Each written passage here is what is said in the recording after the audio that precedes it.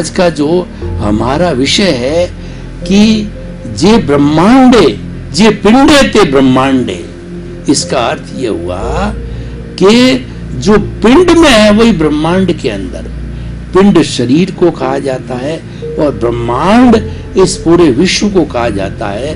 दोनों का हम अलग अलग विवेचन करते हैं कि ब्रह्मांड किसे कहते हैं। ब्रह्मांड जगत को कहते हैं, दुनिया को कहते हैं, संसार को कहते हैं, वर्ल्ड को कहते हैं, पृथ्वी को कहते हैं। और जो ये सारा वातावरण जो हमारे सामने है उसको हम ब्रह्मांड कहते हैं। इस ब्रह्मांड के अंदर 84 लाख जीवा योनि के उत्पत्ति स्थान के प्राणी निवास करते हैं और अपने सुख दुख की अनुभूति करते हैं अपने कर्मों के अनुरूप। मैं आपको बताना चाहता हूँ कि 84 लाख जीवा योनियां जो बर्थ प्लेसेस है वो कौन सी है, क्योंकि 84 लाख को बार बार बोला जाता है, उसकी विवेचना भी हमें मालूम होनी चाहिए। तो आप गिनिए, 7 लाख पृथ्वी का है, 7 लाख अप का है, 7 लाख तेजस का है, 7 लाख वायु का है, 10 लाख प्रत्येक वनस्पति का है, 14 लाख साधारण वनस्पति का, 2 लाख बेन्द्रिय, 2 लाख त्रियेंद्रिय, 2 लाख चतुरेंद्रिय, 4 लाख नारकी, 4 लाख देवता, 4 लाख तिरिंच पंचेंद्रिय, 14 लाख मनुष्य की जाति, 4 गति, 84 लाख जीवा योनि उत्पत्ति स्थान है। लेकिन इन आत्माओं की संख्या असंख्य और अनंत है।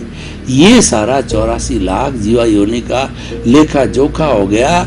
और एकेंद्रिय, द्विंद्रिय, त्रियेंद्रिय, चतुरेंद्रिय, पंचेंद्रिय, इनके वर्गीकरण के अंदर 5 इंद्रिय तक के लोग होते हैं और नरक गति, तिरंज गति, मनुष्य गति और देव गति वाले होते हैं। और अगर मुक्ति की बात करें तो मोक्ष के अंदर अशरीरी जीव जो है भगवान के रूप में होते हैं। तो इस तरीके से ये सारे चेतन तत्व है, न तो एक चेतन तत्व घटता है न बढ़ता है भूत में भविष्य के अंदर, वह हमेशा रहते हैं। और मात्र जो है इसके अंदर रूपांतरण होता है कि नरक गति वाला तिरंज में, तिरंज वाला नरक गति, तिरंज गति, मनुष्य गति, देव गति, 4 गतियों के अंदर ये घूमते रहते हैं। और 5 इंद्रियों के अंदर 4 गतियों में 84 लाख जीवा योनि में घूमते रहते हैं। लेकिन किसी भी चेतन तत्व का अस्तित्व समाप्त नहीं होता है। तो ब्रह्मांड में एक तो चेतन तत्व हो गया, ब्रह्मांड के अंदर दूसरा तत्व होता है, वह पुद्गल परमाणु मैटर होता है,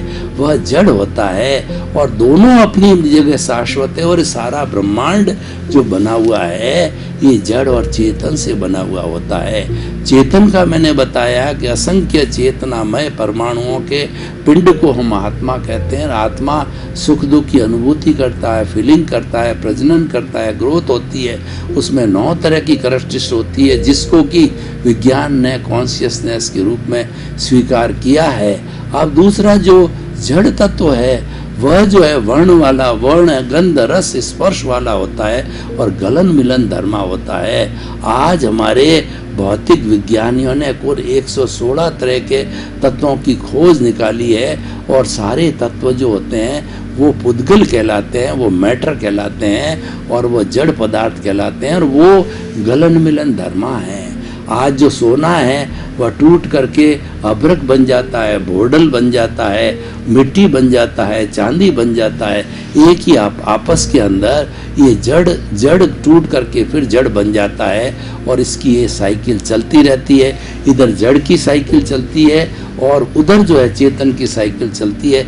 जड़ का, परमाणु का छोटा से छोटा जो पुद्गल का जो अंश होता है वह परमाणु कहलाता है। भगवान महावीर ने कहा कि परमाणु होता है वो नॉन डिस्ट्रक्टिबल होता है, वो नॉन डिविजिबल होता है, वो प्राणु विशुद्ध, वह परमाणु विशुद्ध होता है, ना किसी को रोकता है, ना किससे रोकता है, ना किसी भी विज्ञानी की दूरबीन के अंदर वो दिखाई देता। वो शाश्वत तत्व होता है। जब एक परमाणु 2 परमाणुओं से मिल जाता है, द्विपरमाणु होता है, फिर 4 परमाणुओं से 4 परमाणु वाला, 8 से 8 परमाणु वाला होता है, तो वो सब जो है आपस के अंदर जो है मिलते रहते हैं और अशुद्ध हो जाता है। एक एक परमाणु स्वयं अपने आप में होता है, विशुद्ध अवस्था होता है। जैसे चेतन अपने आप में ऑलरेडी जो है ये अशुद्ध हुआ होता है इस जड़ की वजह से, और जब सारे जड़ को समाप्त कर दिया जाता है और प्योर 24 कैरेट का सोना होता है तो शुद्ध अवस्था में होता है।